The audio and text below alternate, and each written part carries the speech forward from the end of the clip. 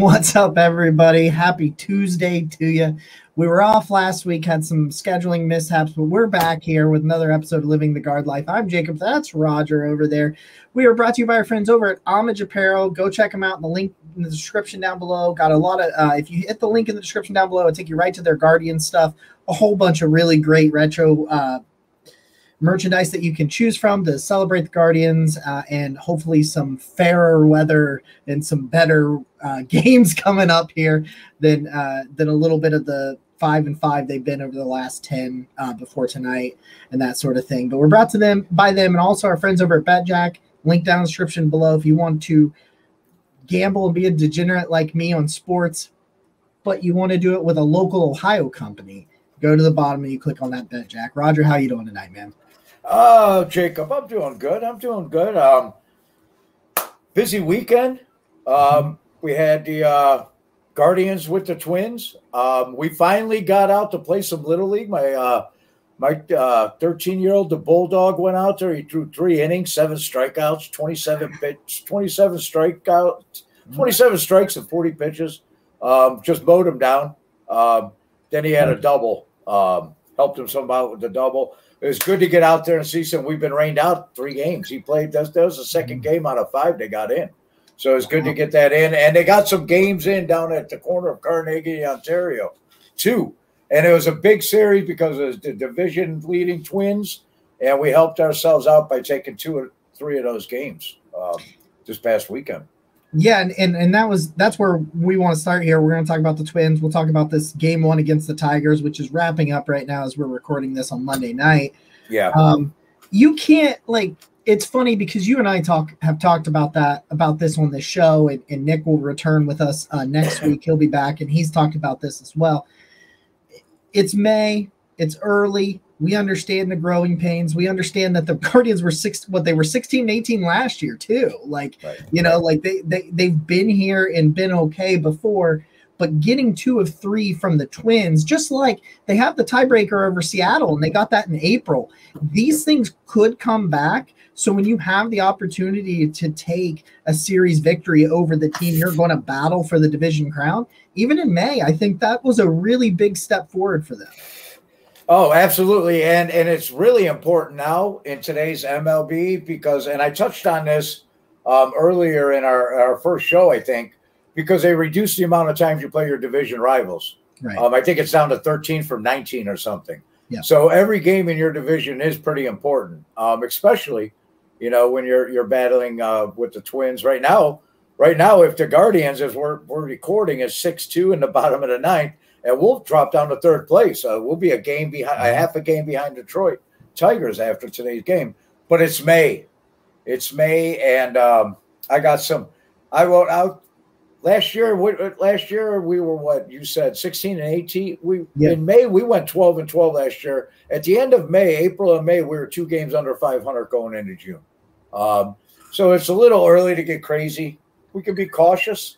But like I told you, there's some people on Twitter that would go down to Columbus and load a bus with the whole clubhouse and bring it up to Cleveland. And a lot of people on Twitter that these young kids are going to struggle coming up. We seen that tonight in the Monday night Detroit game with the young kid, 61. He showed he is human tonight.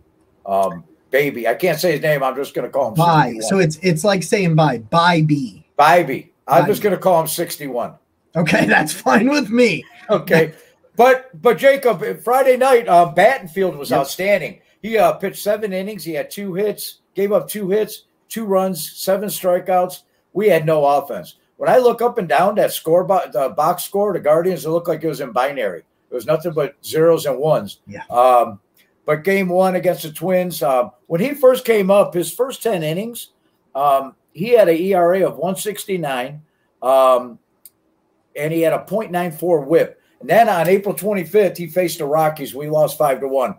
He went 4 2/3. He gave up 6 hits. He had 4 earned runs, 4 walks. And he's got a 90 to 94 mile an hour fastball. It's got great movement on it. He's got a cutter, a curve, and a change. He made the adjustments necessary. And after the Rockies knocked him around a little bit, he threw a great game within a division, but he had 0 run support on Friday. Back in the day, and you remember this, wins were a big thing for pitchers. Remember they put them, 20-win pitcher. And today that the wins don't matter with pitchers. And Friday's game with Battenfield is a perfect example why you can't judge a pitcher on wins and losses, because he really pitched a beautiful game Friday night. And he got nothing. He got nothing from run support. And right.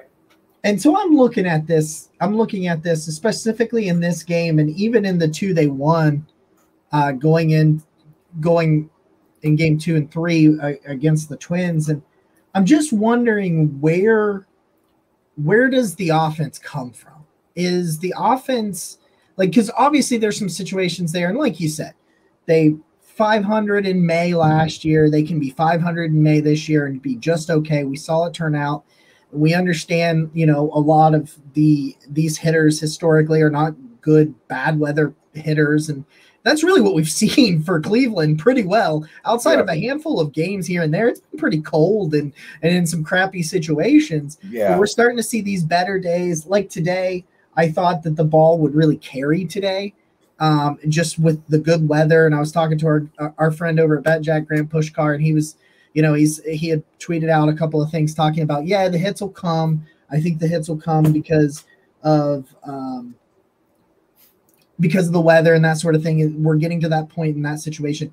Right. Do you think right now with this offense, and we'll talk about games 2 and 3 here in just a second, but right now I'm starting to feel pretty good about the pitching overall. Something that I was a little concerned about going out the gate. I think with Bibee in there, I think Battenfield's, like you said, he's battled back from a tough start, and he's looking pretty good. And Bieber's Bieber, and my guy Quantrill threw what a game the other Big Bro Quantrill. Yeah, we'll get to that one, man. Yeah, we'll get to him. But and I think the bullpen has been up and down, but I think it's kind of smoothing it out. So right now it's the offense, man. Do you think it's just time with these hitters? Do you think it's they need to make a move, or where are you at overall with the offense going forward? I think, they made the move by sending Gonzalez back down and sending him back to Columbus, and Arias is up, and everybody's thinking he played shortstop the one game. He made a beautiful,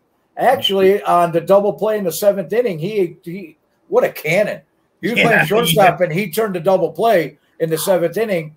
No, I'm sorry. He's in the second inning when he got in trouble in that game. But anyway, he didn't come up here to play shortstop. He come up here to split time in right field. He's going to get some at-bats out there. He'll get some at-bats at shortstop and probably at third base too. They even had him at first. Tito likes to bounce these young guys around, and he's played all 3 of those positions. I think it's just a matter of time. They're a contact hitting team, and when you're a contact hitting team, those balls are going to find the holes. It's just a matter of numbers in baseball. You keep swinging the bat, you keep making contact, and the ball will find a hole for you. I'm not worried about the hitting. Like I said, I'm a little, I'm not worried about it yet. Let's put it that way. We have a good lineup. The only thing I see that's a real problem is with Zunino. His defense doesn't justify his hitting. That he started off, he was hot, but he hasn't done much lately, and his defense is just, it's just killing us right now. And Tito demands, elite defense behind the plate. I don't know how long. I don't know what's going to happen there. He's just not playing good defense at all. They're just might as well walk to the second base. He's not throwing anybody out. Except for tonight, when he literally threw the ball and hit the player. Hit him right because he was so far off, and hit him right in the cherries. It was him. Jimenez made the play, right? Was that who that was? Was it Jimenez or I can't.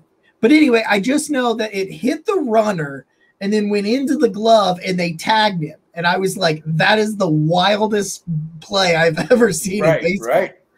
He was so far offline, but he just happened. He got lucky on that one because he was off the bag probably 2 feet, up the line, the base path. So I'll ask you one more question. Sure. And we'll go into games 2 and 3. And we just went final 6-2 Tigers over the Guardians for game one. Do you think that the answer is Bo Naylor, or do you think that it's too premature to think about that behind the dish? I don't know if they're ready to bring Naylor up. He is the future, I believe, the future answer. Right now, what they have Gallagher, they have another catcher they're bouncing back and forth. I can't keep track. And maybe they'll hang on to Zunino until Naylor's ready sometime by June. Who knows, man? They might bring him up, sooner than that. He's hitting in Columbus. From what I've read, is he's still working on his defense. But Jesus, he can't be any worse than Zunino back there. Well, that was what I mean? was going to say. If that's what's keeping him in Columbus is just his defense, then I say bring him tomorrow. I'm with Chuck. Get him on the bus and bring him up tomorrow. That's a kid I'll bring up because our catcher, we're struggling behind the plate, and when the catcher's up to bat, it's not like in years past with Roberto Perez where you're elite defense, and you'll take the 189 batting average, and even with the last year. So Naylor right now hitting 261, 7 home runs and 26 knocked in with an on-base percentage of 403. That's what he's doing down at Columbus. His numbers are, that's not bad. That's respectable, but you just don't, it's scattered. He did have a big walk that put a tying run. He had a good at bat. Actually, I think that was against the Yankees, wasn't it? I don't want to talk about the Yankee series. No, we're not talking. We made a pact that we weren't going to talk about that. We did. We made an oath. So let's forget about that. Let's move on. I don't know what's going to happen with them. I know that Tito values defensive catching more so than a catcher with a good bat. If he take a defensive catcher over a catcher that can hit. So I don't know what's going to happen. I don't see him figuring it out. It's been 2 months now, and hasn't been the same since his injury. And I think their hope was that he would be. Yeah, he could bounce back to there. But yeah. Okay, so go ahead, your guys. Saturday, right? No, Sunday. Sunday was. Oh, you're right. Sunday. Yeah, we'll get to Cal. But I want to talk about Logan Allen, man. That was a really nice, really big start for him. Couldn't quite get through the 6, but 5 2/3, 7 hits, 2 earned runs, 2 walks, 3 strikeouts.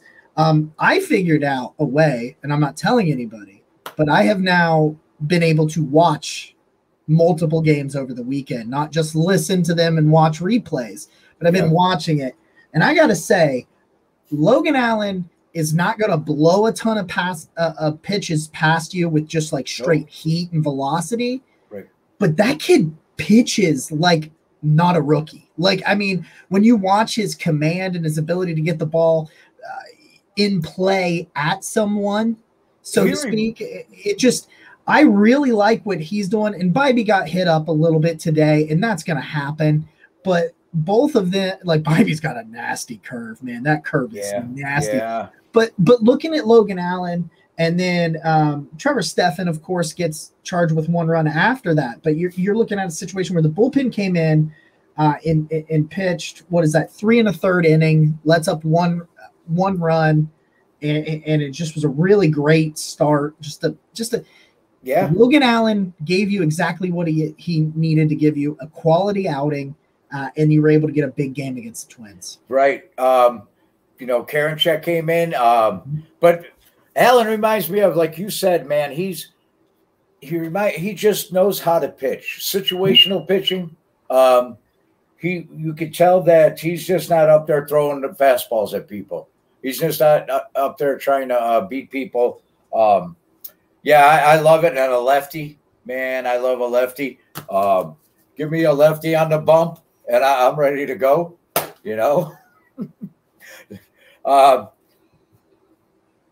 The thing that happened on Saturday, though, was in the bottom of the 4th, Jose. Did you see Jose Ramirez? He went out there and he made a baseball play when he was on the base pass.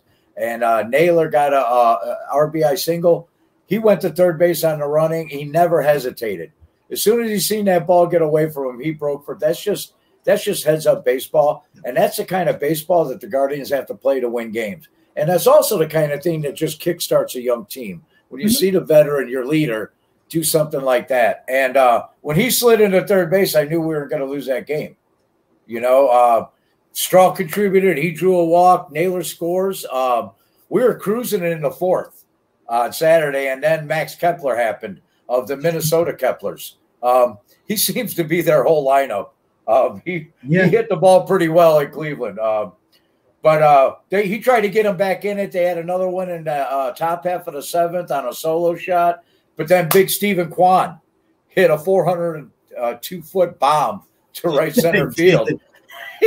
Man, I loved it. And then after that, that was the go-ahead run. And then Tito ran the Twins through the bullpen garden with Karinchak, Steffen, and then Hentges. And the thing about Karinchak is, man, he really – I didn't know what to expect in his next outing, and he actually pitched 2 days in a row, two quality outings. And Kwan won it with that right center with the game winner on Saturday. And it was a good team win. And like I said, when Jose made that hustle play on the bases, it kind of fired him up a little, the whole club. And that's the kind of thing that kick off a team like this, you know, to get them going. But Saturday, the young lefty, pitched well. Jose, you know, playing good baseball.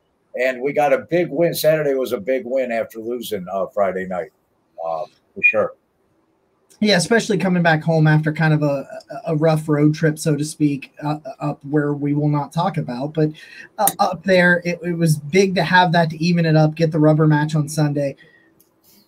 When my guy, Cal Quantrill, went out there, man, and I tried not to talk about it. But when he got to 6 1/3, I had to talk about the 0 in the H column, which did not last very much longer after that.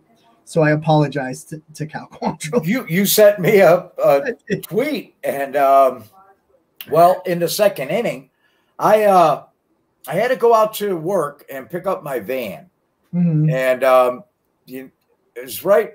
I get in the van and I turn on the radio. In the second inning, he's just walked the second batter, or he just hit. I don't know what order it was, but I get to a red light and I tweeted out that Quantrill couldn't find the strike zone if it was strapped to his ass, and that was and then he worked out of it. And man, what a gem he pitched, man! And at that point, like you said, people, he had a perfect game going through 4, I think.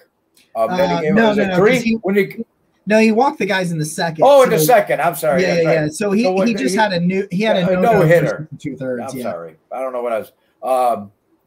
But man, what a he's his last outing. You know, he's bobbing and weaving out there for 5 innings. You know, taking shots. And man, what he reminds me of, and I have no basis for this. He doesn't look like him. But just something about the way he walks out to the mound and the way his delivery, he reminds me of a guy that used to be a Red, Dave Burba, that was a guard or an Indian. I don't know what it is when I see him on the mound. I think of Dave Burba. I don't know why. I Googled Dave Burba. I'm like, he looks nothing like Dave Burba, but I don't know why. I think the way he carries himself. I think his windup reminds me of Roy Oswalt for the Houston Astros way back when. Who used to kill the Reds, and just would own them. He had a very similar windup to what Quantrill has, and I think that's kind of why I like him, because I just remember Oswalt just owning the Reds for all those years, and he was just. He came to Cleveland, and he basically was Quantrill, where he's bobbing and weaving for 5 innings, and then he turns around and throws a 2-hitter. You know, you never know. One hit in 7 innings.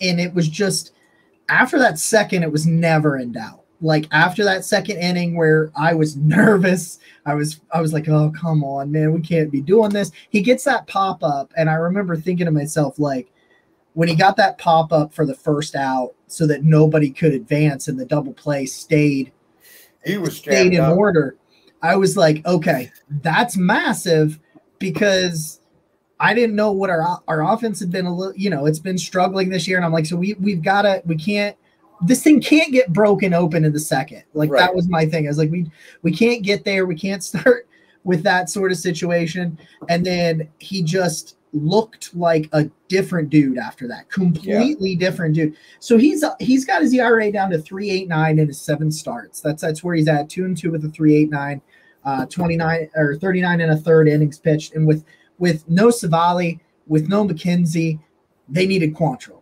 And if he can start putting these things together like he just did, if he can string some more of these together, because we're getting close, man. 3-4 weeks from now, we could see Tristan McKenzie get back. We know it's going to be towards the end of May at the earliest, and that he's still on track from everything that we've heard. And so you've got to get a few more starts like this out of Quantrill. If they can get the bats to wake up, it finally feels like the pitching overall has it under control. Yeah. You said when we opened the show, I feel good about our starting pitching. A lot of it has to do with the young talented arms that we're weaving in and out of the lineup or the rotation right now. But you get McKenzie back, you get Savali, Quantrill, if he's even pitching, he starts throwing 4 hitters, I'll be happy. You know what I mean? If that's consistent for him. And Bieber's going to give up your 2 solo home runs every game. You just got to hit more for him, because that's the point where he's at. That's a handicap is too. When your Bieber's out there, he's going to give up 2 solo shots randomly throughout the game at some point, and you got to score at least 3 with Bieber on the mound. But there's going to be a log jam if everything goes right, and that's a good thing for the Guardians. Yes. To have healthy, strong pitching going into July and the dog days of August. Man, that I won't mind that at all. Even if he's bouncing kids back and forth from Columbus and however they decide to do it. All in all, though, on Saturday is Karinchak Stovepipes out there, second night in a row. I think he walked a guy on Saturday night, but it was 2 nights in a row where he came out and he buckled down and he did the job. And that's good to see. I did hear an interview with him, and he was talking, and they asked him if he's getting frustrated or the pitch. And none of that. He said it's none of that. He said it's early in the year. I got a short memory. He's just his baseball, man. They're gonna hit me. I just got to come back the next night and do my job. And I loved it. He was he's pretty point blank about it. And you got to have a short memory if you're in the bullpen. And they need him. They need him in there to pitch like that and come up in these big moments and that sort of stuff to take some pressure off some of the other guys. And, Clase is still kind of figuring some things out, having kind of an up and down start, but I'm not too worried about He's still mowing them down. Clase still closing out games 1, 2, 3, or maybe facing 4, but guys are making contact right now. Yeah. And right now, I think it was Angelo or is Jimmy B, 2 Guardian fans I talk to all the time, that said right now Clase is human. He's a little human right now, but he's still getting the saves and he's still getting guys out. Once he locks in, that's when he's blowing people away. And I think that's we're spoiled with that, just seeing him just blowing people away. Yeah. There's a lot of film on him now, and these guys are professional hitters, and they have a job to do, and they're going to sit there and they're going to see what they can do against the best closer in baseball to try to make contact on a ball, So I'm not worried about Clay. He throws smoke, but they are getting more bat on the ball this year than they did last. And that's to be, every once in a while Rivera got hit around too. So, Yeah, it's going to be all right. Yeah. And I'll say, Bibee was likely to have a start like he did tonight, kind of after 2 really good starts. It was so funny, funny and not funny, but they pointed out, in his first 11 innings, he didn't walk anybody, and he walked the first batter he faced tonight. Yeah. And it was they made this big point about it. And I'm like, man, if baseball, you got to be superstitious in baseball, man. Yeah, man. Guys wear the same socks. I wore a hat one year, the whole year. I was just on a hot streak that year, and man, that hat was not pleasant. You can smell it. I had to keep it outside. when you weren't using it. But I wore it to play ball because it was my lucky hat. Yeah, baseball's. Yeah, you don't jinx a guy like, hey, he hasn't walked a guy in a lip. First batter walk, it's going to be a bad night. Yeah, that should have been when we knew it was potentially going to be one of those games where you're like, you know what, just get the next 2, win another series, Gets another division foe at home, get those kind of things wrapped up, and then start building some momentum as you get towards the end of May. You're looking to get healthy. You're getting some guys on track. I think they're going to be fine. I think there's some tweaks here and some tweaks there. If we're at this same spot 6 weeks from now, then maybe it's time to panic. I know that every night's time for Chuck to panic, but we love Chuck. He'll be okay.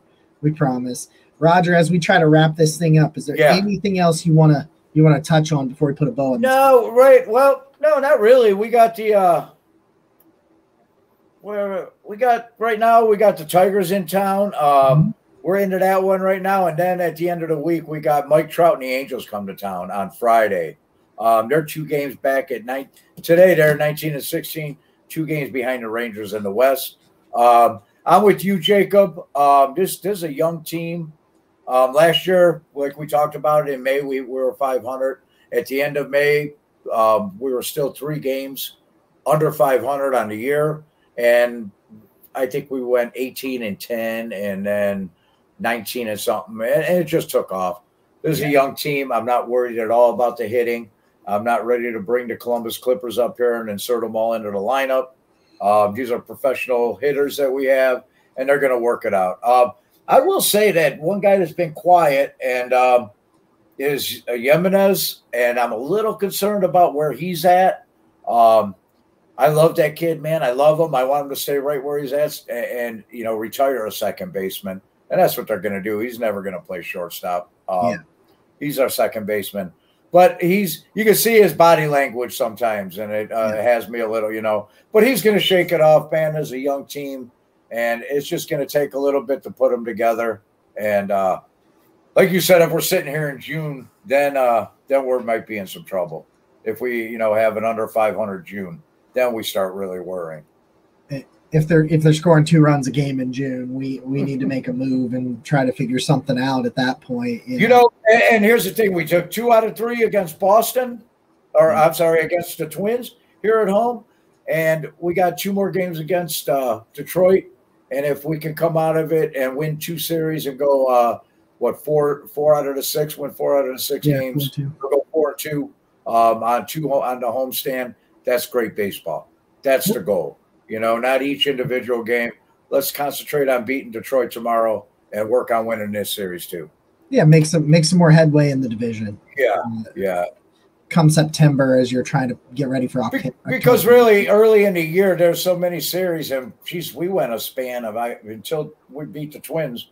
I think early April, since we beat the Nationals when we went to Washington. That was the last time we won a series. Yeah. So we're gonna come back tomorrow. I think they have Bieber going tomorrow, I believe and then Battenfield's on a matinee Wednesday afternoon at 3:00. So let's take care of the Tigers. Let's take care of business tomorrow. And hey, go Guards! Go Guards! Subscribe. Give a thumbs up to this video. We'll see you guys again next time. Go. I mean, we already said it, but go Guards! Whatever.